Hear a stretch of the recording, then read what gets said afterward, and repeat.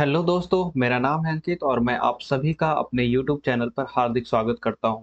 तो यहाँ पे पॉलिटी की क्लास कंटिन्यू चली आ रही है और हम लोगों ने 3 चैप्टर हमारा कंप्लीट हो चुका है और आप सभी को, जितने भी हमारे व्यूवर्स हैं, उन सभी को पता होगा कि यहाँ पे 3 चैप्टर कंप्लीट हो चुका है। जो पॉलिटी की क्लास है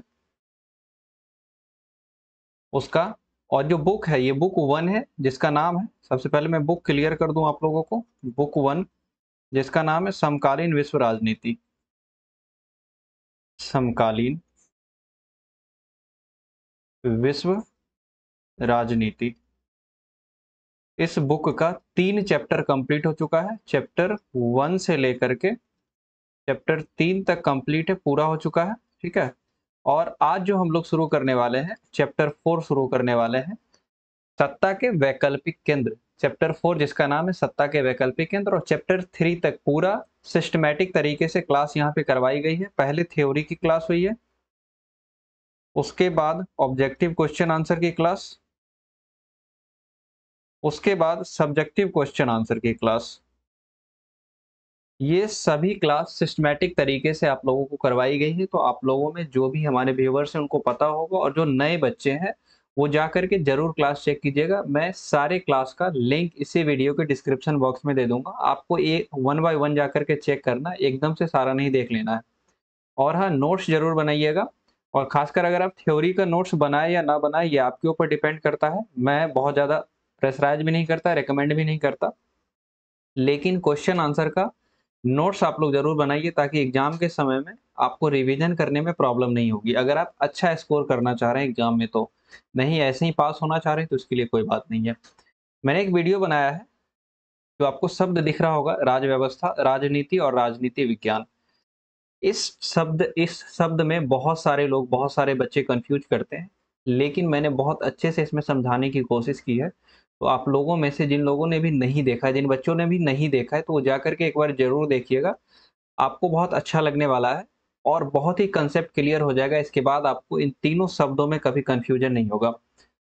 पॉलिटी की क्लास के बारे में बात करते हैं, तो पॉलिटी की क्लास जो चल रही है, ये पॉलिटिकल साइंस की क्लास मंडे टू फ्राइडे चल रही है, यानी कि सोमवार से शुक्रवार चल रही है।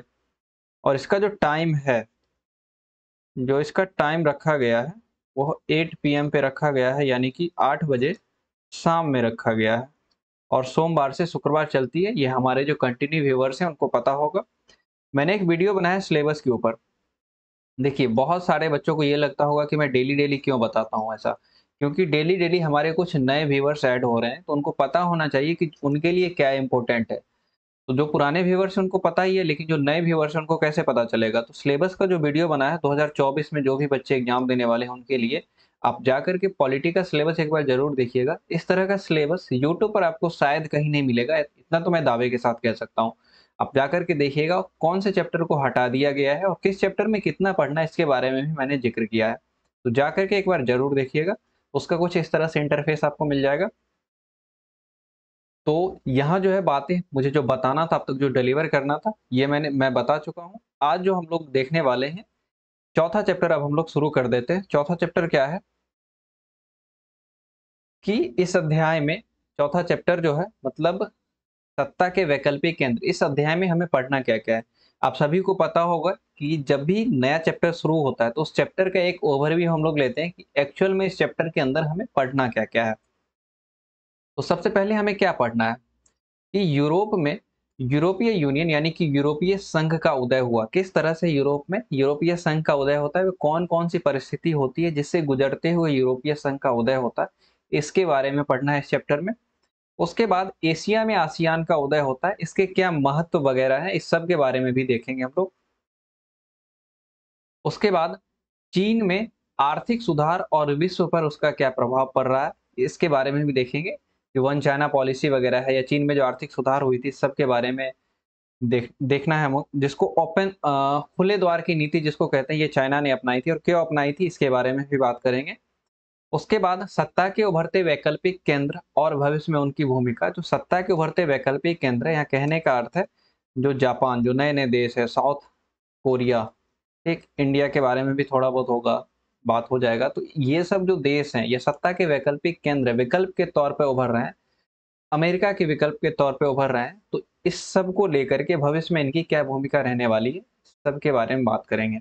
आई होप आपको समझ में आ गया होगा, और ज़्यादा समझने के लिए आप हमारा सिलेबस वाला वीडियो देख सकते हैं, आपको बहुत अच्छे से समझ में आ जाएगा। तो हम यूरोपीय यूनियन से पढ़ेंगे, उससे पहले हम लोग मार्शल योजना के बारे में देख लेते हैं कि मार्शल योजना एक्चुअल में थी क्या। जब दूसरा विश्व युद्ध खत्म हो गया 1945 में, जब दूसरा विश्व युद्ध 1945 में खत्म हो गया, समाप्त हो गया, तो यूरोप की भी अर्थव्यवस्था काफी हद तक चरमरा चुकी थी। खासकर मैं बात करूं पश्चिमी यूरोप की। पश्चिमी यूरोप की अर्थव्यवस्था काफी हद तक चरमरा चुकी थी और अमेरिका ने इसकी जिम्मेदारी उठाई, और इसी के सिलसिले में अमेरिका ने एक योजना प्रस्तुत किया जिसको मार्शल योजना के नाम से जाना जाता है। यह योजना 1948 में शुरू हुई थी और 1952 तक जारी रही थी। मार्शल योजना के बारे में हम लोग बात कर रहे हैं यहाँ पे। और वही बात यहाँ पे लिखी हुई है कि द्वितीय विश्व युद्ध की समाप्ति के बाद अमेरिका ने यूरोप की अर्थव्यवस्था को पुनर्निर्माण करने के लिए, यानी कि द्वितीय विश्व युद्ध से पहले जो यूरोप की अर्थव्यवस्था थी, यूरोप का जो स्ट्रक्चर था, फिर से उसको सही करने के लिए, फिर से उसको धर्रे पे लाने के लिए अमेरिका ने एक योजना शुरू की जिसको मार्शल प्लान कहा गया था। आई होप आपको समझ में आ गया होगा। अब हम देखते हैं यूरोपीय आर्थिक सहयोग संगठन यानी कि ओईसीसी, जिसको organisation for European economic cooperation बोला जाता है।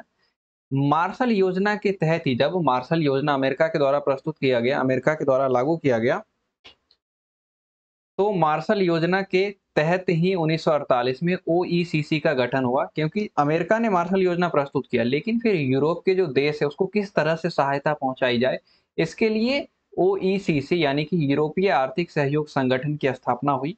और इसी संगठन के माध्यम से यूरोप में जो यूरोप के देश थे उनको आर्थिक मदद पहुंचाई गई थी। इसी संगठन के माध्यम से जो पश्चिमी यूरोप के देशों में व्यापार और आर्थिक मामले में एक दूसरे की मदद करनी शुरू कर दी, यानी कि जब पैसा आएगा तभी तो एक दूसरे की मदद कर पाएंगे ना। और वही हुआ, जब अमेरिका ने इनको पैसा दिया तो सभी देश एक दूसरे की मदद करने लगे। और यहाँ पे जो बात हो रही है पश्चिमी यूरोप की हो रही है, किसी और देश की बात नहीं हो रही है, सारे यूरोप की बात नहीं हो रही है। ठीक, यहाँ तक क्लियर है। उसके बाद आगे हम लोग देखते हैं यूरोपीय परिषद। छोटा छोटा टॉपिक करके पढ़ेंगे, आपके बुक में पूरा एकदम पैराग्राफ में दिया हुआ, पूरा पैराग्राफ में दिया हुआ, शायद आपको समझ में ना आए, लेकिन मैं छोटा छोटा टॉपिक करके आपके सामने लेकर के आया हूँ ताकि आपको चीजें जल्दी से और बहुत अच्छे से समझ में आ जाए। ठीक है। 1949 में क्या हुआ कि यूरोपीय परिषद का गठन होता है। 1948 में अभी जस्ट हम लोगों ने देखा, 1948 में 1948 में मार्शल योजना लाई गई थी, और 1948 में ही मार्शल योजना के तहत ही ओईसीसी, यहाँ पे मार्शल प्लान लिख दूं और यहाँ पे मैं ओईसीसी लिख दूं, ओईसीसी का गठन हुआ था। ठीक। और फिर 1949 में आगे आ जाता है यूरोपीय काउंसिल। 1949 में यूरोपियन काउंसिल, ईसी आ जाता है, इलेक्शन कमीशन नहीं बल्कि यूरोपियन काउंसिल आ जाता है। इसका गठन कर दिया गया था क्योंकि जो देश थे पश्चिमी यूरोप के, उनके बीच किस तरह से राजनीतिक सहयोग स्थापित किया जाए, इसको लेकर के यूरोपीय परिषद यानी कि यूरोपियन काउंसिल का गठन किया गया। इससे क्या हुआ कि अर्थव्यवस्था के एकीकरण में उन सभी देशों को काफी मदद मिला। अर्थव्यवस्था उनका धीरे धीरे बढ़ पाया, धीरे धीरे चरण बाय चरण, मतलब स्टेप बाय स्टेप उनकी अर्थव्यवस्था बढ़ पाई थी, अर्थव्यवस्था पटरी पे आ पाई थी। और इसी के परिणाम स्वरूप 1949 में जब यूरोपीय काउंसिल का गठन हुआ, जब ये सक्सेस होता दिख गया, तो 1957 में ईईसी यानी कि यूरोपियन आर्थिक समुदाय का गठन हुआ। तो यहाँ तक आपको क्लियर हो गया होगा, मैं उम्मीद करता हूँ। इसमें कुछ है नहीं, बस कैसे कैसे गठन हुआ बस यही देखना है, इससे ज्यादा कुछ नहीं देखना है। और जो आगे मैं आपको बताऊंगा, एक पूरा फ्रेमवर्क मैं लेकर के आ रहा हूँ आपके लिए, बिल्कुल एक एक लाइन में बता दूंगा कि कब किसका गठन हुआ और उसका पर्पस क्या था, सब कुछ बताऊंगा। यहाँ तो ऐसे पैराग्राफ में दिया हुआ, लेकिन मैं फ्लो चार्ट में आपको बताने वाला हूँ आगे, तो इसलिए पेशेंस बना करके देखिए। ज्यादा माइंड पे स्ट्रेस नहीं लेना है, बस कब किसका गठन हुआ यही जानना है। एक्चुअल में क्या है कि क्वेश्चन पूछता है 5 नंबर में कि उन स्टेप को बताए जिससे होते हुए, उन रास्तों को बताए जिससे होते हुए यूरोपीय संघ का गठन हुआ। तो इसमें इन सभी बातों का जिक्र करना होगा, इसलिए छोटे छोटे पॉइंट में मैं लेकर के आया हूं ताकि आपको जो है प्रॉब्लम ना हो खासकर। नेक्स्ट है यूरोपीय संघ। ठीक है। 1957 में क्या हुआ कि यूरोपीय आर्थिक समुदाय का गठन हो गया, जिसको यूरोपियन इकोनॉमिक कमेटी ईईसी बोला जाता है। ठीक, यूरोपीय आर्थिक समुदाय का गठन हो गया 1957 में, और उसके बाद 1992 में यूरोपीय संघ का गठन होता है। मास्ट्रिच, नीदरलैंड में एक जगह है मास्ट्रिच, वहाँ पे क्या होती है, ट्रीटी होती है, सिग्नेचर होता है, जिसको मास्ट्रिच संधि के नाम से जाना जाता है और इसी मास्ट्रिच संधि के तहत 7 फरवरी 1992 में यूरोपीय संघ का गठन हुआ था। लेकिन जो संधि प्रभावी हुई थी 1993, 1 नवंबर 1993 में प्रभावी हुई थी और पूरा यूरोप जो है एकीकृत बाजार के रूप में 1993 से ही काम करना शुरू कर दिया था। 1992 में maastricht संधि साइन हो गई, यूरोपीय संघ का गठन हो जाता है। लेकिन जो प्रभावी होती है संधि 1993 में होती है। कुछ मसले थे जिस पर यूरोपीय संघ के देश एक साथ आ गए। जैसे कि मैं बात करूं, जो विदेश का मुद्दा था, जो सुरक्षा नीति थी उनकी, आंतरिक या बाह्य, आंतरिक मामले थे, न्याय से जुड़े जो मुद्दे थे, जो एक समान मुद्रा चलन था, इस सब पर सभी देश सहमत हो गए और यह एक तरह से एक देश के रूप में, एक विशाल राष्ट्र राज्य के रूप में काम करने लगे।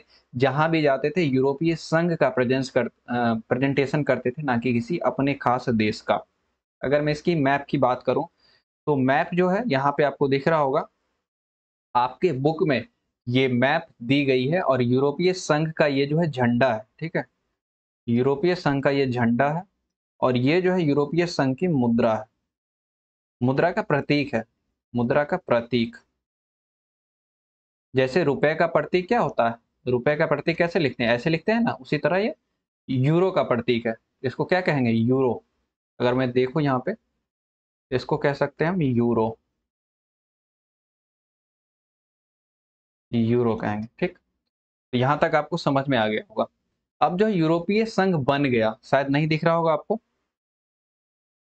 अब जो यूरोपीय संघ बना, तो यूरोपीय संघ बना तो किस तरह से बर्ताव करना शुरू करता है, इसके बारे में हम लोग देखेंगे, इसके बारे में हम लोग पढ़ेंगे।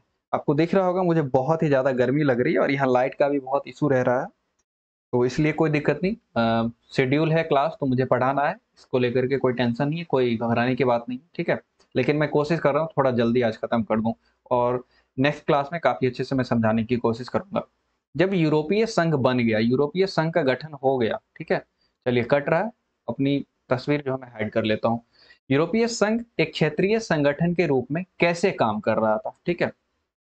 एक क्षेत्रीय संगठन के रूप में जो यूरोपीय संघ पूरी दुनिया में, इसका जो है बहुत ही जबरदस्त दबदबा है। मैं बात करूं, चाहे वो आर्थिक क्षेत्र हो जाए, चाहे वो राजनीतिक क्षेत्र हो, चाहे वो कूटनीति रूप से हो या फिर सैन्य प्रभाव के, इस सब फील्ड में, इस सब क्षेत्र में यूरोपीय संघ का बहुत ही ज्यादा दबदबा है। 2016 में यूरोपीय संघ दुनिया की सबसे बड़ी अर्थव्यवस्था थी। इसने अमेरिका को भी पीछे छोड़ दिया था 2016 की मैं बात करूं तो, जबकि अमेरिका दुनिया की बहुत बड़ी अर्थव्यवस्था है। विश्व व्यापार में अगर मैं बात करूं, पूरे वर्ल्ड में जो व्यापार होता है, चाहे वो किसी भी देश के साथ हो, उसमें जो यूरोपीय संघ एक राष्ट्र राज्य के रूप में, एक बड़े राज्य के रूप में बात करूं, तो ये अमेरिका से 3 गुना ज्यादा व्यापार करता है, इसकी 3 गुना ज्यादा साझेदारी है। इसकी जो आर्थिक शक्ति है, इसका प्रभाव, यानी कि आर्थिक रूप से जो इतना मजबूत है, इसका प्रभाव सिर्फ यूरोप में ही सीमित नहीं है, बल्कि अफ्रीका और एशिया में भी सीमित तक फैला हुआ है। अफ्रीका, एशिया, और मैं बात करूं जो ऑस्ट्रेलिया है, यहाँ पे भी, अमेरिका, यहाँ पे भी, लगभग विश्व के सभी देशों में फैला हुआ है। यह आर्थिक, इतना ज्यादा आर्थिक रूप से पावरफुल है। वर्ल्ड ट्रेड ऑर्गेनाइजेशन आपने सुना होगा, एक संगठन है जो विश्व के व्यापार को नियंत्रित और नियमित करता है। तो वर्ल्ड ट्रेड ऑर्गेनाइजेशन, विश्व व्यापार संगठन के अंदर यह एक महत्वपूर्ण ग्रुप के रूप में काम करता है। इंडिविजुअल देश के रूप में काम नहीं करता, बल्कि एक समूह के रूप में काम करता है, यूरोपियन यूनियन। उसके बाद इसका एक सदस्य देश है फ्रांस, जो सुरक्षा परिषद का अस्थायी सदस्य, परमानेंट मेंबर है। आपने P5 कंट्री के बारे में सुना होगा। कौन कौन से हैं P5 कंट्री? यूएसए है, ब्रिटेन है, फ्रांस है, रशिया है और चाइना है। तो ये फ्रांस जो है ना, ये फ्रांस फ्रांस फ्रांस यूरोपीय यूनियन का मेंबर तो है ही, साथ ही साथ सुरक्षा परिषद का परमानेंट मेंबर भी है। और इसके बहुत सारे जो देश हैं, वह सुरक्षा परिषद के नॉन परमानेंट मेंबर, यानी कि अस्थायी सदस्य हैं। इसकी वजह से होता है क्या है कि यह दुनिया में अमेरिका समेत लगभग दुनिया के सभी देशों की नीतियों को प्रभावित करता है, क्योंकि उन देशों को हो सकता है कि सुरक्षा परिषद में कोई काम आ जाए और जिसमें यूरोपीय संघ उसकी मदद कर दे। इसीलिए यह जो है पूरी दुनिया में अपना प्रभाव रखता है। चीन में जो भी मानवाधिकारों का उल्लंघन होता है, आपने सुना होगा जो उइगर मुसलमान को बहुत ज़्यादा प्रताड़ित किया जाता है, बहुत ज़्यादा सताया जाता है और जो भी पर्यावरण के विनाश होते हैं, पर्यावरण का जो भी नुकसान पहुँचाया जाता है चीन की गवर्नमेंट द्वारा, तो ये सीधे-सीधे युद्ध नहीं करते, सैन्य अभियान नहीं चलाते, बल्कि कूटनीति के द्वारा, बातचीत के द्वारा, पैसों के द्वारा, ठीक है, अर्थव्यवस्था के द्वारा, इन्वेस्टमेंट के द्वारा और बातचीत की नीति से बहुत ही ज़्यादा उसको कम करने की कोशिश की जाती है। यूरोपीय संघ अपना प्रभाव रखता है इन मुद्दों पर चीन में। उसके बाद जो संघ लिखा हुआ है यानी कि यूरोपीय संघ के पास दुनिया की दूसरी बड़ी सेना है। हमने बात किया था जो समकालीन विश्व में अमेरिकी वर्चस्व, इससे पहले जो चैप्टर पढ़ा था आपने, जो मैंने पढ़ाया था, उसमें मैंने बताया था कि अमेरिका के पास दुनिया की सबसे मजबूत, सबसे ताकतवर सेना है। वो अपनी सेना पे बहुत ही ज़्यादा खर्च करता है और उसके नीचे करीब 10 या 12 देश हैं, जो सब मिलकर भी अमेरिका के रक्षा बजट के बराबर नहीं है। लेकिन यूरोपीय संघ के पास दुनिया की दूसरी सबसे बड़ी सेना है और इसका कुल रक्षा बजट अमेरिका के बाद सबसे अधिक है। मैं बात कर रहा हूँ यूरोपीय संघ की और मैं यहाँ पे एक बात और क्लियर कर दूं, जो यूरोपीय संघ है इसमें कुल 27 देश हैं, ठीक है? कुल 27 देश हैं। इसलिए इसका जो रक्षा बजट काफ़ी ज़्यादा हो जाता है। इसका सदस्य देश है फ्रांस, इसके पास परमाणु हथियार है। ज़ाहिर-सी बात है फ्रांस P5 के पास, अभी जस्ट मैंने बताया फ्रांस, तो फ्रांस जो है इसके पास परमाणु हथियार है। और ये सारे देश इन सब के पास भी है, लेकिन हम बात करें यूरोपीय संघ की, तो यूरोपीय संघ का एक सदस्य देश है फ्रांस, इसके पास परमाणु हथियार है। अब आप पूछेंगे ब्रिटेन क्यों नहीं है? तो बाद में ब्रिटेन के बारे में बताऊँगा कि ब्रिटेन यूरोपीय संघ से अलग हो चुका है। जो अंतरिक्ष विज्ञान है, जो स्पेस साइंस है और जो इन्फॉर्मेशन टेक्नोलॉजी है, सूचना प्रौद्योगिकी, इसमें भी इसका दूसरा स्थान है, यानी कि पहले स्थान पे अमेरिका आता है और यूरोपीय संघ एक संगठन के रूप में, एक समूह के रूप में बहुत ही ज़्यादा पावरफुल है, बहुत ही ज़्यादा मजबूत स्थान रखता है पूरी दुनिया में, अमेरिका के बाद। मैं यहाँ पे बात कर रहा था ब्रिटेन के बारे में कि ब्रिटेन क्यों नहीं है, ठीक है? ब्रिटेन जो है, यूरोपीय संघ का मेंबर क्यों नहीं है, ठीक है? तो ब्रिटेन में क्या हुआ था 2016 में एक डील हुई थी। एक जनमत संग्रह हुआ था 2016 में, जनमत संग्रह हुआ था। उस जनमत संग्रह में ब्रिटेन में वोट करवाया गया था कि क्या ब्रिटेन को यूरोपीय संघ का पार्ट रहना चाहिए या ब्रिटेन को यूरोपीय संघ से अलग हो जाना चाहिए। तो जनमत संग्रह में करीब-करीब 52% लोगों ने वोट डाला और उन्होंने कहा कि ब्रिटेन को यूरोपीय संघ से अलग हो जाना चाहिए। इस डील को जो कहा गया 2016 में जो जनमत संग्रह हुआ था, उसको कहा गया ब्रेक्जिट, ठीक है? उसको ब्रेक्जिट कहा गया और यह जो ब्रेक्जिट लागू हुआ 2020 में। इसलिए ध्यान रखिएगा ब्रेक्जिट डील 2016 में हुई थी। हिंदी में जनमत संग्रह कह सकते हैं इसको, ठीक है? और लगभग 52% लोगों ने वोट किया कि ब्रिटेन को यूरोपीय यूनियन से निकल जाना चाहिए और इसी ब्रेक्जिट डील के तहत 2020 में ब्रिटेन यूरोपीय संघ से अलग हो गया, ठीक है?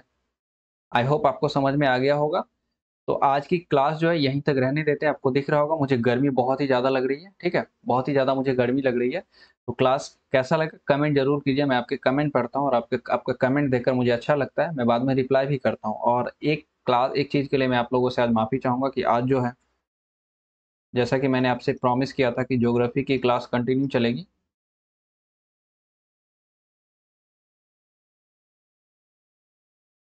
ज्योग्राफी की क्लास जो है आज नहीं हो पाएगी क्योंकि लाइट का भी हमारे यहाँ बहुत ज़्यादा इशू है और मौसम भी हमारा साथ नहीं दे रहा, इसलिए आज ज्योग्राफी की क्लास नहीं हो पाएगी। लेकिन ज्योग्राफी की क्लास कंटिन्यू चलेगी। ऐसा नहीं कि आज नहीं हुआ तो इसके बाद होगा नहीं, होगा, ज़रूर होगा।